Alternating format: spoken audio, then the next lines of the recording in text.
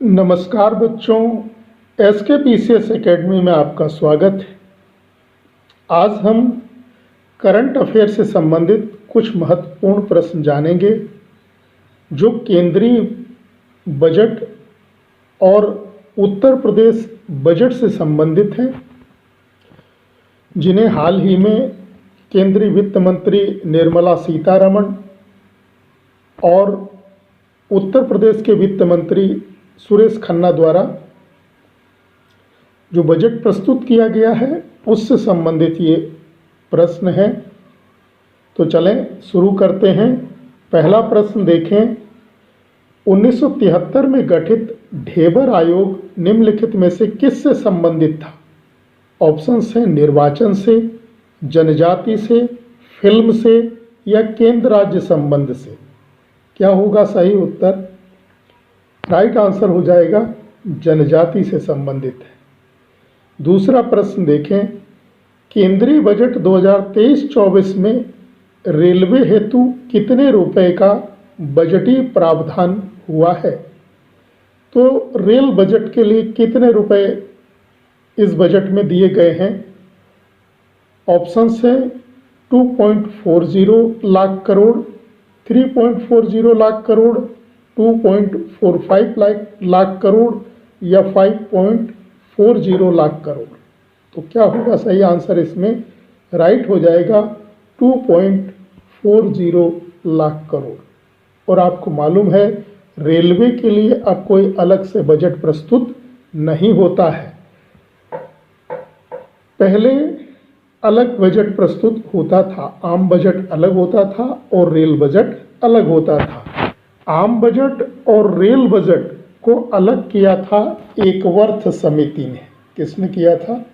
एकवर्थ committee बनी थी जो 1920-21 में गठित हुई थी और 1924 में जो है आम बजट से रेल बजट को अलग कर दिया गया था। 1924 से आम बजट और रेल बजट अलग अलग प्रस्तुत होने लगे थे, लेकिन 2017 में आकर पुनः इन दोनों को मर्ज कर दिया गया। 2017 से अब केवल आम बजट प्रस्तुत होता है, रेल बजट अलग से प्रस्तुत नहीं होता है। यह भी ध्यान रखिएगा, वित्त मंत्री निर्मला सीतारमण जी द्वारा प्रस्तुत केंद्रीय बजट जो अभी हाल ही में 2023-24 का बजट प्रस्तुत किया गया है, उसमें प्रधानमंत्री पीवीटीजी विकास मिशन शुरू किया गया है। पीवीटीजी विकास मिशन, पीवीटीजी से तात्पर्य क्या है? पीवीटीजी कहेंगे पर्टिकुलरली वल्नरेबल ट्राइबल ग्रुप, अर्थात विशेष रूप से कमजोर, संवेदनशील, असुरक्षित जनजाति समूह से तात्पर्य है। यहाँ भारत में ऐसे असुरक्षित या संवेदनशील जनजाति समूहों की संख्या लगभग 75 है और सर्वाधिक पीवीटीजी कहाँ पाए जाते हैं? ओडिशा में पाए जाते हैं। भारत की राष्ट्रपति महोदया द्रौपदी मुर्मू जी जो हैं वो भी कहाँ से संबंधित हैं? ओडिशा से ही संबंधित हैं। तो अभी हमने आपसे पहला प्रश्न पूछा था कि ढेबर आयोग का संबंध निम्नलिखित में से किससे है? तो जनजाति समूह से था। ढेबर आयोग 1973 में बना था और उसी ने ही पीवीटीजी ग्रुप को जो है विशेष जनजाति समूह के रूप में सुझाया था। वर्तमान में भारत में लगभग कितने? 75 हैं। सबसे ज़्यादा पीवीटीजी कहाँ है? ओडिशा में है। तीसरा प्रश्न देखें, निम्नलिखित कथन व कारणों में से कौन से सही है? यहाँ पर कथन और कारण दिया गया है, आपको उनमें से सही बताना है। कथन एक कहता है ऊपरी भद्रा परियोजना मध्य कर्नाटक के सिंचाई परिदृश्य को बदलेगी। कारण आर में कहा गया है ऊपरी भद्रा परियोजना को चित्रदुर्ग, दावणगेरे, तुमकुर और चिकमंगलूर के कुछ हिस्सों में 2.25 लाख हेक्टेयर की सिंचाई के लिए डिजाइन किया गया है। तो इन दोनों में से क्या सही है? कथन सही है, कारण गलत है। कथन व कारण दोनों गलत हैं। कथन गलत है, कारण सही है, या कथन कारण दोनों सही हैं, वह सही व्याख्या करता है। राइट आंसर क्या हो जाएगा? कथन व कारण दोनों सही हैं और सही व्याख्या करता है। यह भी ध्यान रखिएगा, कर्नाटक के सूखा प्रभावित क्षेत्रों के लिए 5,300 करोड़ रुपए की सहायता केंद्रीय बजट में ऊपरी भद्रा परियोजना के लिए दी गई है। चौथा प्रश्न देखें, केंद्रीय बजट 2023-24 में हरित हाइड्रोजन मिशन के लिए 19,700 करोड़ रुपए का प्रावधान किया गया है। हरित हाइड्रोजन मिशन के तहत 2030 तक कितने मीट्रिक मिलियन टन वार्षिक उत्पादन का लक्ष्य रखा गया है?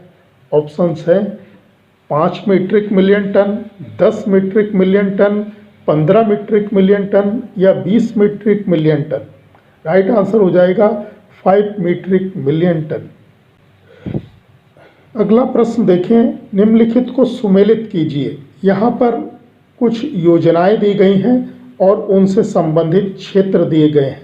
आपको योजना और संबंधित क्षेत्र का मिलान करना है। जैसे पीएम प्रणाम योजना मैंग्रोव, भारत श्री योजना प्रदूषण, मिष्टी योजना आर्द्र भूमि संरक्षण, अमृत धरोहर 1 लाख पुरालेख डिजिटलीकरण।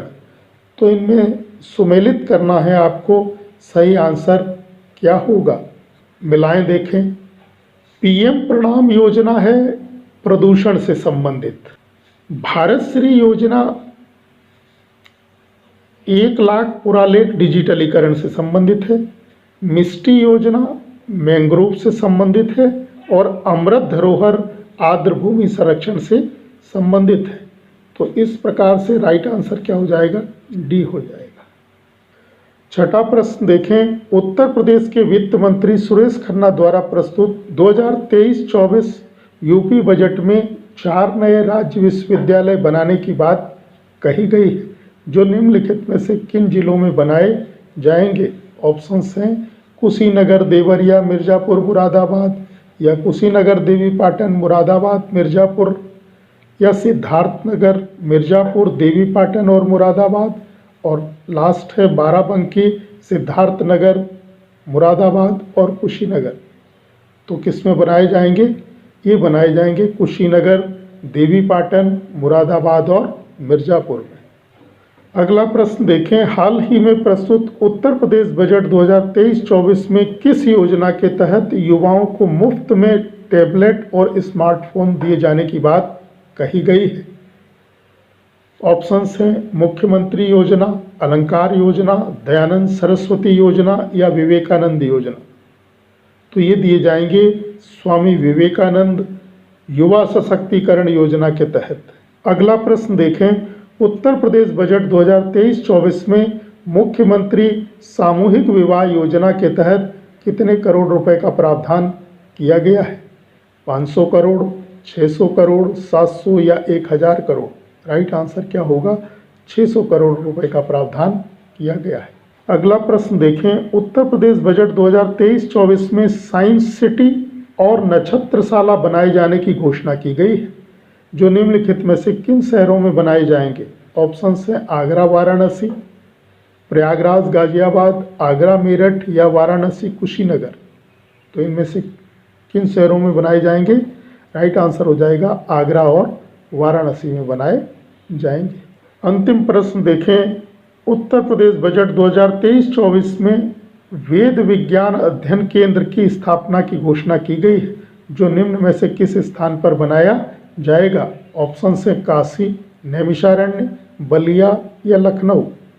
राइट आंसर हो जाएगा नैमिषारण्य, सीतापुर में बनाया जाएगा।